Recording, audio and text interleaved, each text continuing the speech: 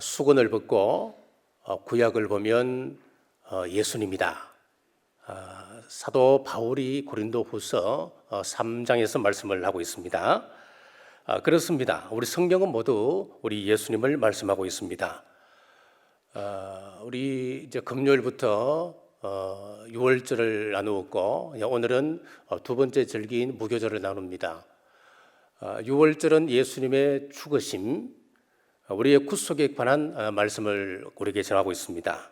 자, 무교절은 우리 예수님의 무덤에 계심과 친교를 가르쳐주고 있고요. 초실절은 내일 제가 주일 설교를 초실절로 할 겁니다. 이 초실절은 우리 예수님의 부활입니다. 칠칠절은 예수님과 성령님의 교대를 말씀하고 있고, 나팔절은 예수님의 재림, 그리고 속죄일은 대제사장 되신 예수님께서 우리들의 죄를 점검하시는 날입니다. 그리고 마지막 초막절은 예수님의 최후 심판입니다. 우리 하나님은 절기 속에 예수님의 생애를 넣어두셨습니다. 그래서 우리 예수님의 생애를 우리가 볼 때 이 절기와 비추어 보면은 정확하게 맞아떨어집니다. 7절기 가운데 지금 이루어진 절기는 우리 예수님의 그 7절까지 그 성령님과 예수님의 임무 교대까지 철저하게 딱 맞아떨어집니다. 앞으로 남아있는 절기와 우리 예수님의 생애를 앞으로 이루어질 일을 볼 때에 나팔절, 속죄절, 속죄일, 그리고 초막절은 우리가 눈여겨봐야 합니다. 오늘은 우리 주님께서 무덤에 계신 날입니다. 우리 주님의 죽으심을 깊이 묵상하는 하루 되시길 바랍니다. 첫째, 무교절의 원어적 의미입니다. 첫째는 장사 지낸다라고 하는 의미를 가지고 있습니다. 출애굽기 12장 17절에 보시면은 너희는 무교절을 지키라. 이날에 내가 너희 군대를 애굽 땅에서 인도하여 내었음이니라. 자, 무교절은 뭐라고 말씀합니까? 이스라엘 백성들이 홍해를 건넜던 그 사건을 기념하는 날이다. 그렇게 분명히 말씀하고 있지요. 뒤에서는 애굽의 군대가 추격해 오고 있고 앞에는 홍해가 가로막혀 있습니다. 지금 이스라엘에게 홍해는 죽음의 바다입니다. 무덤을 상징합니다. 이곳에 내가 들어가면 나를 장례시키는 것입니다. 그래서 이것을 고린도전서 10장 2절에 보시면은 모세에게 속하여 구름과 바다에서 세례를 받고 홍해 사건을 세례로 해석을 하고 있습니다. 홍해를 건넌 것은 우리가 하나님 앞에서 나를 죽이는 사건이라는 말입니다. 자, 바다에 들어가면 우리 머리까지 물이 다 차게 됩니다. 그 풍덩 들어가면은 완전히 내가 거기에 잠기게 되는 것입니다. 그래서 세례는 예수님 앞에서 내가 죽는 사건인 거예요. 세례가 얼마나 중요합니까? 세례 받을 때 우리가 다 고백하지 않습니까? 우리가 다 서약을 합니다. 서원을 합니다. 이후로 삶은 내가 예수님으로 살겠습니다. 나는 죽겠습니다. 우리 다 고백하고 세례 받았잖아요. 자, 그런 우리 결단이라고 하는 겁니다. 자, 무교절의 두 번째 의미는 묻어둔다, 묻어주다, 그런 의미가 있어요. 무교절은 누룩 없는 떡을 3일 동안 땅속에 묻어둡니다. 이 3일 동안 땅속에 묻어둔다고 하는 것은 우리 예수님께서 무덤에 3일 동안 들어가 계심을 예표하고 있습니다. 당시 유대 사회 장례 예법은 우리와 비슷합니다. 3일장을 하든지 아니면 5일장을 하든지 둘 중 하나예요. 죽으신 후 3일에 부활하신다. 만약에 3일 만에 부활하신다라고 한다면 우리 예수님께서 무덤에 들어가기 전에 부활하셔야 됩니다. 왜 그렇습니까? 3일장이니까요. 그러니까 무덤 속에 들어가실 수가 없는 거예요. 정상적인 절차를 따르면 무덤에 장사 지낼 수가 없습니다. 그러면 이 예언의 말씀은 이루어질 수가 없는 거예요. 유대 사회에서는 안식일을 굉장히 중요히 여기겠습니다. 그래서 안식일에 시체를 밖에 두지 않습니다. 예를 들어 사형수를 사형시키는데 아무 때나 사형시키는 것이 아니고 사형 날짜를 계산해서 안식일하고 겹치게 되면 그 날짜를 바꾸게 되는 거예요. 자, 그래서 당시 유대인들은 예수님을 금요일에 사형시키지 않으려고 애를 씁니다. 더군다나 그때는 어떤 때였냐면은 안식일 큰날이다 그랬어요. 안식일 큰날이라고 하는 것은 무슨 말이냐면은 안식일을 하고 오늘 우리가 말씀을 나누고 있는 이 무교절이 한 날로 겹쳐지는 날입니다. 이것은 유대 사회에서도 굉장히 흔한 일이 아니라는 거예요. 이례적인 일입니다. 드문 일입니다. 자, 그러니까 유대인들로 봐서는 경사 중에 경사가 오늘 예수님께서 어제 예수님께서 십자가에 못 박히시는 그날이었어요. 그러니까 이 이스라엘 백성들이 안식일만 해도 굉장히 성스럽게 여기는데 거기에다가 무교절까지 같이 겹치는 큰 명절, 큰 날이었으니까 이스라엘 백성들 입장에서는 안식일에도 시체가 밖에 있으면 안 되는데 안식일 큰 날이니까 더더욱 안 되는 겁니다. 자, 그래서 유대인들은 사형 날짜를 다른 날로 옮기려고 애를 씁니다.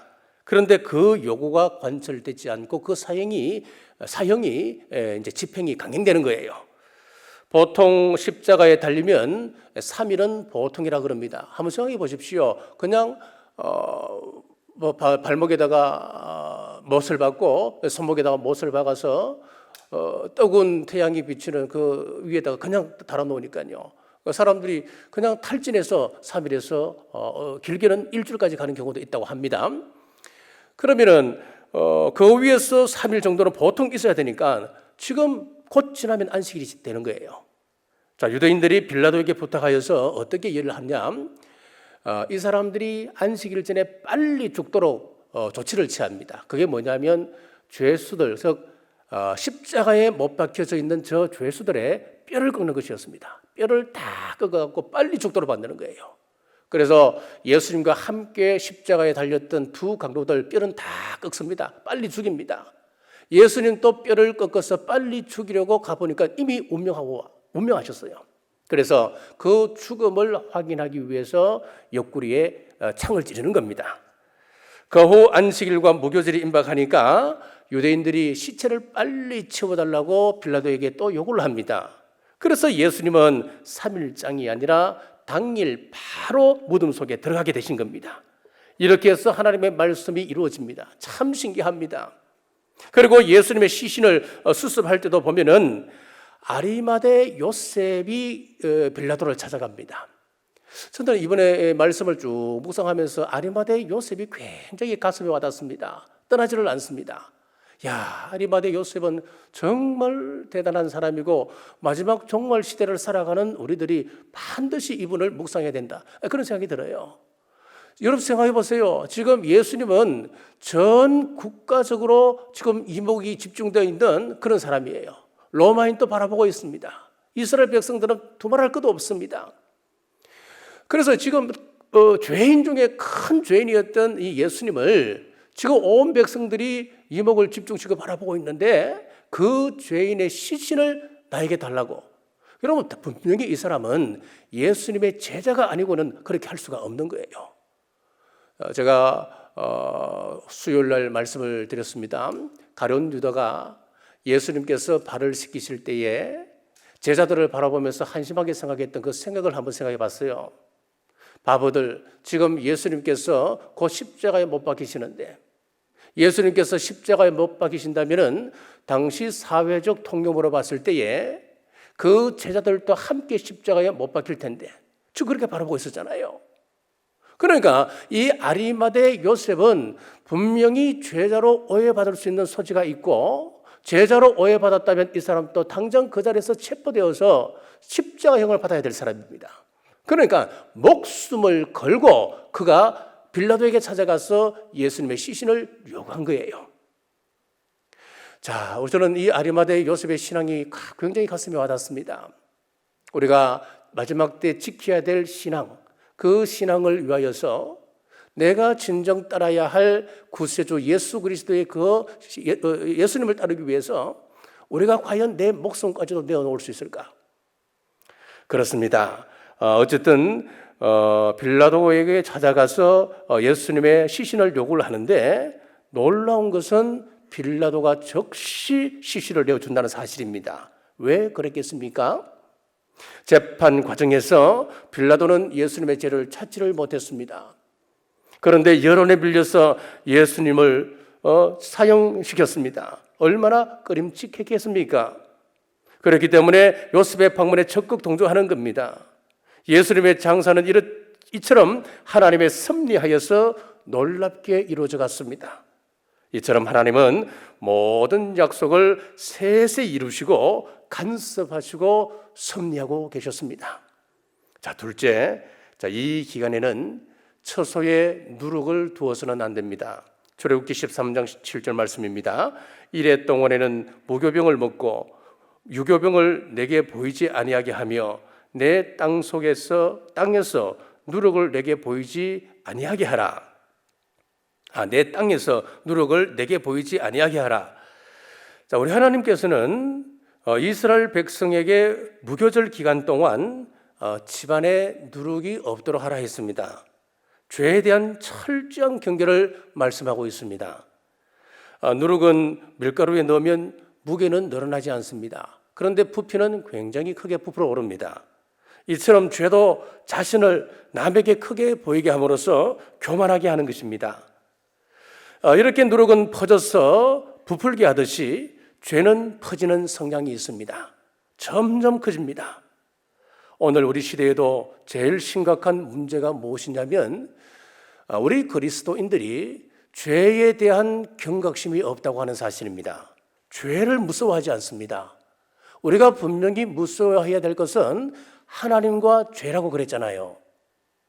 우리가 하나님은 굉장히 두려운 존재입니다. 그리고 마찬가지로 죄도 두려운 존재입니다. 왜? 하나님께서 죄를 가장 미워하시기 때문에 그렇습니다. 죄를 주는 존재가 누구라 그랬습니까? 사탄이라 그랬습니다. 그래서 우리가 사탄이 무서운 거예요. 오늘 우리 시대에 제일 심각한 것이 바로 이 죄에 대한 그 경각심이 없다고 하는 것인데, 죄를 지어도 우리가 회개하면 용서받을 수 있지라고 하는 생각 때문에 죄가 가져다 주는 저주와 죄가 가져다 주는 재앙들을 우리가 다 끌어안고 살고 있습니다. 오늘 우리 삶에서 하나님의 축복이 끊어지는 이유가 무엇입니까? 누룩 때문입니다. 누룩이 발견되면 오늘 말씀해 보니까 뭐라고 말씀합니까? 백성들 가운데 끊쳐지리라 그랬습니다. 축복이 끊어집니다. 하나님 지켜주지 않습니다. 죄가 얼마나 무서우냐면 하나님께서 정성을 다하여 빚으셨던 아담과 하와를 에덴 동산에서 내어 쫓아시기까지 하는 것이 바로 이 죄 문제입니다. 이 죄가 얼마나 지독하냐 하면은 독생자 예수 그리스도를 이 땅에 보내주셔서 십자가에 내어주셔 죽이시면서까지 해결해야 하는 문제가 바로 이 죄 문제, 그만큼 독성이 강한 것이 죄라고 하는 것입니다. 그런데 믿는 사람들이 죄를 품고 우리 가슴 속에 죄를 기생시키고 살아갑니다. 그러므로 죄를 멀리해야 됩니다.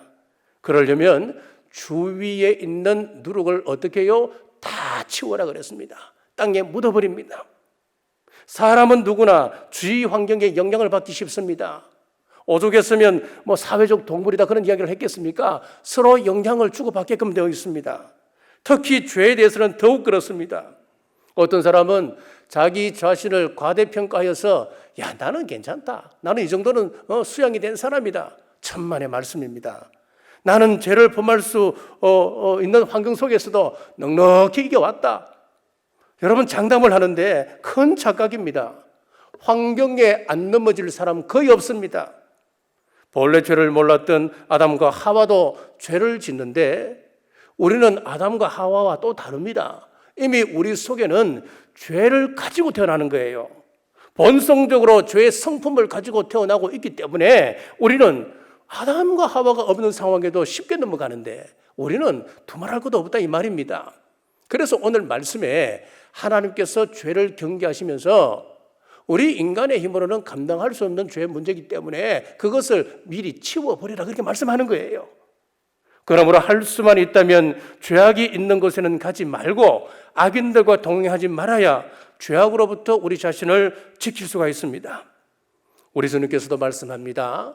우리에게 특별히 주의하라고 말씀하셨던 누룩에 대해서 말씀을 나누겠습니다. 그 바리새인들의 누룩을 주의하라 그랬습니다.